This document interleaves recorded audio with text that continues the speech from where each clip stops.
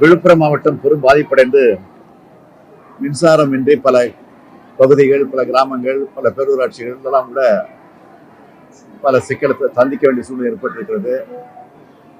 அதையும் சரி செய்வதற்கான 900 பேர் அந்த பணியில இன்றைக்கு மின்வாரியத்துறையின் சார்பில் ஈடுபட்டிருக்கிறார்கள். தண்ணீர் தேங்கி இடங்கள் எல்லாம் உடனடியாக மின்சாரம் தர முடியாத ஒரு சூழ்நிலை இருக்கிறது. ஆனால் தண்ணீர் வடிந்த பகுதிகளெல்லாம் உடனுக்குடன் அந்த மின் இணைப்பு வழங்கப்பட்டு அங்கெல்லாம் மின்சாரம் வழங்கப்பட்டிருக்கிறது. தற்போது மழையினுடைய அளவு கடலோர மாவட்டங்களில் குறைந்திருந்தாலும் உள் மாவட்டங்களில் தொடர்ந்து மழை பெய்து வருகிறது. குறிப்பாக திருவண்ணாமலை மாவட்டத்திற்கு மூத்த இந்திய ஆட்சிப்பணி அலுவலர் திரு அன்சுல் மிஸ்ரா அவர்கள் தலைமையில் மீட்பு மற்றும் நிவாரணப் பணிகள் தீவிரப்படுத்த ஒரு சிறப்பு குழு அனுப்பி வைக்கப்பட்டிருக்கிறது. பயிர் சேதங்களை பொறுத்தவரை வரையில் விழுப்புரம், கள்ளக்குறிச்சி, திருவண்ணாமலை ஆகிய மாவட்டங்களில் நெற்பயிர்கள் மூழ்கி இருக்கிறது. தற்போதைய உத்தேசத்தின்படி பார்த்தால் கணக்கெடுப்பின்படி 1,29,000 ஹெக்டேர் பரப்பளவிற்கு சேதம் ஏற்பட்டிருப்பதாக புள்ளி விவரம் பெறப்பட்டிருக்கிறது. மழை முழுவதுமாக நின்றதற்கு பிறகு, தேங்கியுள்ள நீர் வடிந்ததற்கு பிறகு முழுமையான கணக்கெடுப்பு நடத்தி பாதிக்கப்பட்ட மக்களுக்கு உரிய நடவடிக்கை, நிவாரணம் நிச்சயமாக வழங்கப்படும். அதேபோல் இந்த பணியின் ஈடுபட்டிருக்கக்கூடிய நம்முடைய களப்பணியாளர்கள் பல்வேறு மாவட்டங்களிலிருந்து வரவழைக்கப்பட்டிருக்கிறார்கள் என்பது குறிப்பிடத்தக்கது. இந்த புயலின் காரணமாக உயிரிழந்த குடும்பங்களுக்கும் சேதமடைந்த வீடுகள் மற்றும் கால்நடைகளுக்கும் உரிய நிவாரணமும் வழங்கப்படுகிறது. மாண்புமிகு துணை முதலமைச்சர், மாண்புமிகு அமைச்சர் பெருமக்கள், மக்கள் பிரதிநிதிகள், கண்காணிப்பு அலுவலர்கள், மாவட்ட ஆட்சியர்கள், பேரிடர் மீட்பு குழுவினர் மற்ற அனைத்து அரசு துறை அலுவலர்களும் முழுமையான அர்ப்பணிப்பு உணர்வோடு மீட்பு பணியில் ஈடுபட்டு வருகிறார்கள். நானும் சென்னையில ஆய்வுக் கூட்டங்களை நடத்தியதோடு தற்போது இங்கு வந்து பாதிக்கப்பட்ட பகுதியையும் ஓரளவுக்கு பார்வையிட்டு இருந்திருக்கிறேன். ஆய்வுகளை மேற்கொண்டிருக்கிறேன். வரும் வழியில தற்போது கடலூர், தருமபுரி, கிருஷ்ணகிரி, திருவண்ணாமலை மாவட்டங்களுடைய பொறுப்பு அமைச்சர்கள் மற்றும் மாவட்ட ஆட்சித்தலைவரோடு ஆலோசனை மேற்கொண்டு அங்குள்ள நிலவரங்களையும் நான் ஓரளவுக்கு கேட்டறிந்திருக்கிறேன். பாதிக்கப்பட்ட மக்களை உடனடியாக பாதிப்பிலிருந்து மீட்டு இயல்பு வாழ்க்கைக்கு கொண்டு வர உடனடியாக அதற்குரிய பணியை செய்திட வேண்டும் என்று அவர்களுக்கு நான் அறிவுறுத்தியிருக்கிறேன். நான் ஏற்கனவே தெரிவித்தபடி பெஞ்சில் புயலின் காரணமாக தமிழ்நாட்டில் ஏற்பட்டுள்ள சேதங்கள் தொடர்பான அறிக்கை ஒன்றினை விரைவில் ஒன்றிய அரசுக்கு அனுப்பி வைத்து சேதங்களை பார்வையிட உடனடியாக குழுவை அனுப்பி வைப்பதற்கான அந்த கோரிக்கையை நிச்சயமாக தமிழ்நாடு அரசின் சார்பில் நாங்கள் வைக்க இருக்கிறோம்.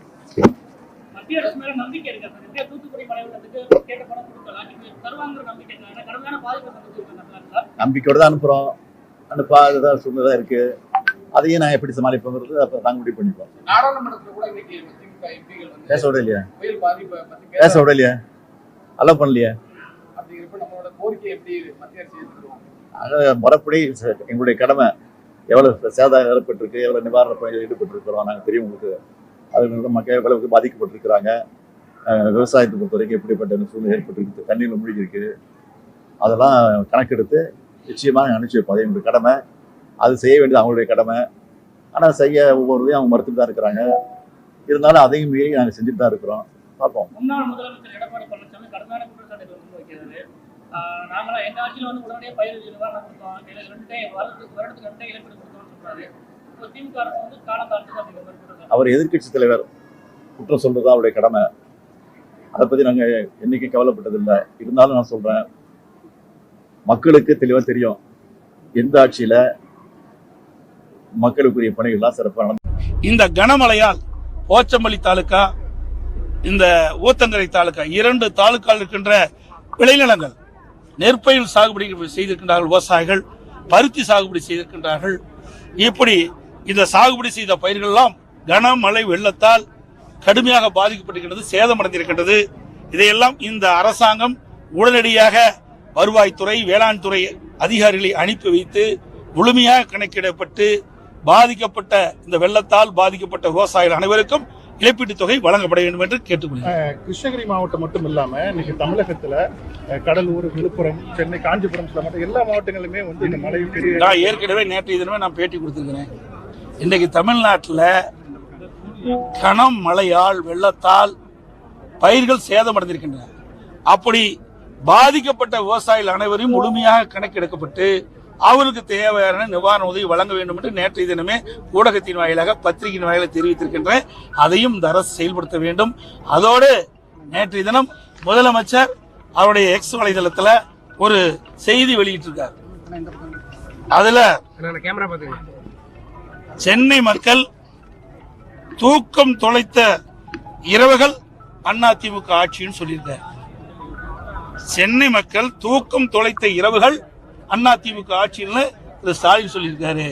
அவர் நேற்று சொன்ன அந்த நேரத்திலேயே இந்த திரு ஸ்டாலின் தலைமையில் இருக்கின்ற அரசாங்கம் சரியான முறையிலே நடவடிக்கை எடுக்காத காரணத்தினாலே விழுப்புரம் நகரத்தில் இருக்கின்ற மக்கள் நேற்றைய தினம் இரவு முழுவதும் தூங்காமல் தொலைத்த அரசாங்கம் திமுக அரசாங்கம். நேற்றைய தினம் பெய்த கனமழையால் விழுப்புரம் நகரத்தில் இருக்கின்ற அனைத்து குடியிருப்புகளிலும் மழை சூழ்ந்து அன்று இரவு முழுவதும் இந்த திமுக ஆட்சியில் தூக்கத்தை தொலைத்த அரசாங்கம் திரு ஸ்டாலினுடைய அரசாங்கம். இதை எதற்காக சொல்றேன்னு சொன்னால், ஏற்கனவே 20/9/2024 அன்று விழுப்புரம் அந்த நகரத்தினுடைய மைய பகுதியில் கோலியனூரான் வாய்க்கால் மைய பகுதியில் சென்று கொண்டிருக்கின்றது. அந்த கால்வாய் அதிமுக ஆட்சி இருக்கின்ற பொழுது 2016 1.5 கோடி ரூபாயில தூர்வாரணும். அதுக்கு பிறகு 8 ஆண்டு காலமாக அதுல தூர்வாரப்படல, துந்து போயிருந்தது. அந்த கால்வாயெல்லாம் அடைப்பு ஏற்பட்டிருந்தது. இதை சுட்டிக்காட்டி 20/9/2024 அன்று அனைத்து இந்திய அண்ணா திராவிட முன்னேற்ற கழகத்தின் சார்பாக மாவட்ட ஆட்சியாளர் அலுவலகம் முன்பு ஒரு கண்டன ஆர்ப்பாட்டத்தை நடத்தினோம். ஆகவே இதில் தூர்வாருங்கள். கனமழை பொழிகின்ற பொழுது இந்த கோலியனூரான் கால்வாயின் வழியாகத்தான் இந்த நீர் வெளியேற முடியும். இதை உடனடியாக இந்த அரசு தூர்வாரத்துடன் நடவடிக்கை எடுக்க வேண்டும் என்று அரசினுடைய கவனத்தை ஈர்ப்பதற்காக அதிமுக சார்பாக போராட்டம் கண்டன ஆர்ப்பாட்டம் நடத்தினோம். அந்த ஆர்ப்பாட்டத்தில் அங்க இருக்கின்ற மாவட்ட செயலாளர், நாடாளுமன்ற முன்னாள் அமைச்சர் திரு சி.வி. சண்முகம் அவர்களும், அங்க இருக்கின்ற கழக நிர்வாகிகள், பொதுமக்கள் அந்த ஆர்ப்பாட்டத்தில் கலந்துட்டாங்க. அப்பொழுதாவது இந்த அரசாங்கம் விழித்துக் கொண்டு அந்த கால்வாய் தூர்வாரி இருந்தால், நேற்று பெய்த கனமழையால் அந்த நீரெல்லாம் அந்த கால்வாயின் வழியாக வெளியேறி அந்த குடியிருப்பு விழுப்புரம் நகரத்தில் இருக்கின்ற குடியிருப்புக்குள்ள தண்ணி பூந்திருக்காது. ஆனால் செய்ய தவறிய அரசாங்கம் திமுக அரசாங்கம். நேற்றைய தினம் பெய்த மழையில விழுப்புரம் நகர மக்கள் குடியிருப்பு பகுதியில் தண்ணி சூழ்ந்ததற்கு காரணம் திரு ஸ்டாலினுடைய அரசாங்கம். கையிலாகாத அரசாங்கம், செயலற்ற அரசாங்கம், சரியான முறையில் செயல்படாத காரணத்தினால்தான் இந்த விழுப்புரம் நகர மக்கள் நேற்று பெய்த கனமழையால் பாதிக்கப்பட்டிருக்கிறாங்க. இன்னைக்கு நேற்று கூட பேட்டி கொடுக்கும் போது திரு ஸ்டாலின் குறிப்பிட்டிருக்காரு, எடப்பாடி பழனிசாமி கொடுக்கின்ற அறிக்கைக்கோ அல்லது பேட்டிக்கோ நான் வந்து பதில் சொல்ல வேண்டிய விருப்பம் இல்லை அப்படின்னு சொல்லியிருக்கிறார். அப்படி விருப்பம் இல்லாத காரணத்தினால்தான் நாங்க கொடுத்த அறிக்கையின் அடிப்படையிலோ அல்லது மக்களுடைய பிரச்சனையை ஒட்டி நாங்கள் வெளியின்ற செய்தியோ ஊடகத்தின் வாயிலாக வெளிப்படுத்துகின்ற செய்தியே அவள் முறையாக கடைபிடிக்கப்பட்டிருந்தால் நேற்றைய தினம் கனமழையில் விழுப்புரம் நகர மக்கள் பாதிக்கப்பட்டிருக்க மாட்டாங்க. இந்த தூர்வாரி இருந்தா, அந்த கோலியனூர் கால்வாய் தூர்வாரப்பட்டிருந்தால் விழுப்புரம் நகர மக்கள் பாதிக்கப்பட்டிருக்க மாட்டாங்க. ஆகவே அலட்சியமாக பதில் சொல்லுகின்ற ஒரு முதலமைச்சர் கண்டிக்கத்தக்கது. ஒரு பிரதான எதிர்க்கட்சி மக்களுடைய பிரச்சனை நாங்கள் முன்வைக்கிறோம்.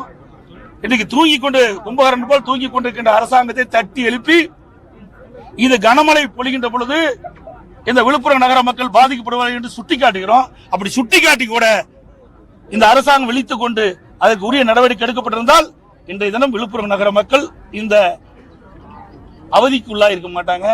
ஆகவே வேண்டுமென்றே திட்டமிட்டு ஆட்சி அதிகாரம் கண்ணை மறைக்கின்றது.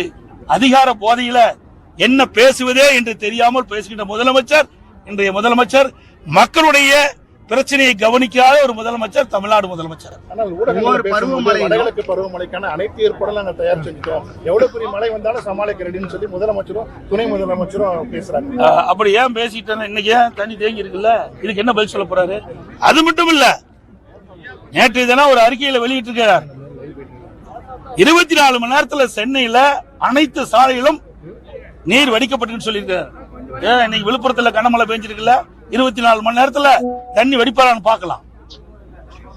அப்ப சாதனை மழையே பெய்யல, குறைஞ்ச மழை ஒரு 7-8 சென்டிமீட்டர் மழை தான் சென்னை மாநகர பகுதியில் பெஞ்சது. அது தானாக ஒரு 7-8 மணி நேரத்தில் வடிஞ்சிடும்.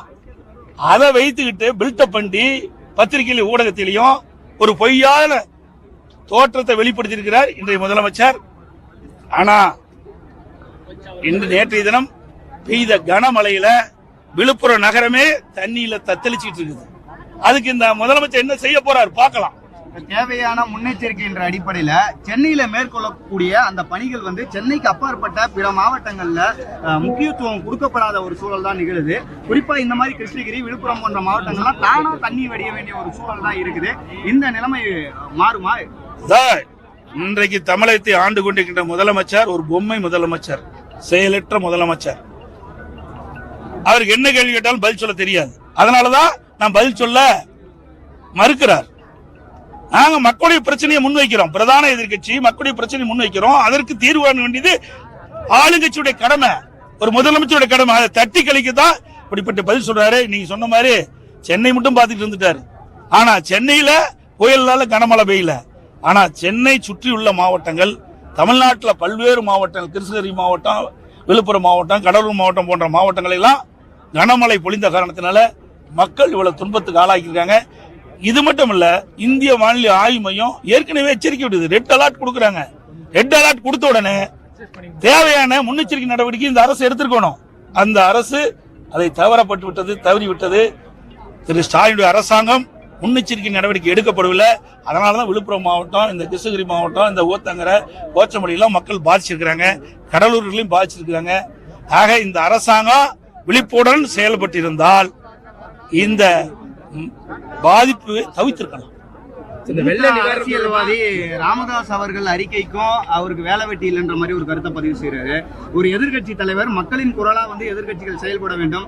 உங்களுடைய கருத்துக்கும் அவருடைய அந்த அவரு அளிக்கக்கூடிய பதில்கள் வந்து எப்படி பார்க்கப்படும்? ஏற்கனவே சொன்னேன், அதிமுக பிரதான எதிர்கட்சி மக்கள் பாதிக்கப்படுகின்ற பொழுது மக்களுடைய பிரச்சனையை அரசுடைய கவனத்தை கொண்டு வருவது எங்களுடைய பிரதான கடமை. அந்த கடமையில் நாங்கள் சரியா இருக்கிறோம். ஆனா நாங்க சொல்லிக்கிட்ட பிரச்சனையை இந்த அரசு உள்வாங்கி கவனத்தில் எடுத்துக்கொண்டு பிரச்சனை தீர்க்கப்பட்டிருந்தா ஒரு நல்ல அரசு கிடையாலாம். ஆனா எங்களுடைய பிரச்சனையே காது கொடுத்து கேட்க மாட்டேன்னு சொல்லிக்கிட்ட அரசாங்கத்துல மக்களை பற்றி கவலைப்படாத அரசாங்கம்.